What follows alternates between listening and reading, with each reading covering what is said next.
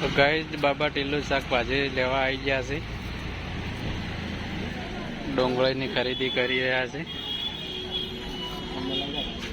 ડુંગળી ભાવે તને? બીજું શું લીધું?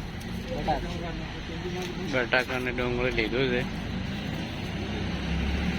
સારી સારી ભાડી લે છે.